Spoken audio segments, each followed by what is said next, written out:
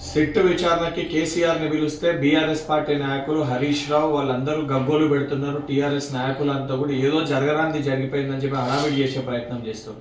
SIT విచారణకి ముఖ్యమంత్రి రేవంత్ రెడ్డి గారికి ఏం సంబంధం? సిట్ తన పని తాను చేసుకుంటూ ఈ ఫోన్ ట్యాపింగ్ వ్యవహారంలో లబ్ధి పొందిన వాళ్ళు, ఫోన్ ట్యాపింగ్కి సంబంధం ఉన్న వారిని అందరినీ కూడా, లేదా ఫోన్ ట్యాపింగ్ చేయబడ్డ వారిని, చేసిన వారిని, లేదా ఆ విచారణకి సంబంధించిన మొత్తం వ్యవస్థని, అందులో అత్యధికంగా లబ్ధి పొందిన వాళ్ళని కూడా ఈ విచారణకి పిలవడం జరుగుతుంది. దాంట్లో భాగంగానే ఈ యొక్క విచారణ అంతిమానికి చేరిందని చెప్పి కేసీఆర్ ఏదైతే అత్యధిక ఈ ఫోన్ ట్యాపింగ్ ద్వారా లబ్ధి పొందారు కాబట్టి ఆయనని విచారణకి పిలవడం జరిగింది. కేసీఆర్ ఏదో హరీష్ రావు పదే పదే జాతిపిత అంటే, హరీష్ రావు నువ్వో బీఆర్ఎస్ పార్టీ నాయకులు జాతిపిత అంటే కేసీఆర్ జాతిపిత అయిపోడు. కేసీఆర్ చరిత్ర సృష్టించిన వాడా లేదా చరిత్రహీనుడా తెలంగాణ ప్రజలందరూ కూడా తెలుసు. నిజంగా తెలంగాణ ప్రజల్ని ఇబ్బంది పెట్టింది, నిజంగా తెలంగాణ ప్రజల ఉసురు పోసుకుంది. 10 ఏళ్ళ మీ పరిపాలనలో ఏం చేసిరో ప్రజలందరికీ చాలా స్పష్టంగా ప్రజలవన్నింటినీ కూడా గమనించారు.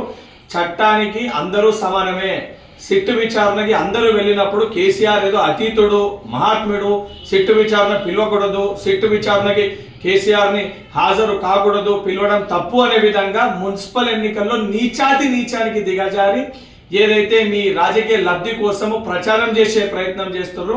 మీ ఎన్ని మాటలు చెప్పినా, ఎన్ని పిచ్చి పిచ్చి చేష్టలు చేసినా సిట్ విచారణకి ఈ గగ్గోలు ఇవన్నీ కూడా పక్కన పెట్టి సిట్ విచారణకి సహకరించాల్సిన బాధ్యత మీ పైన ఉంది.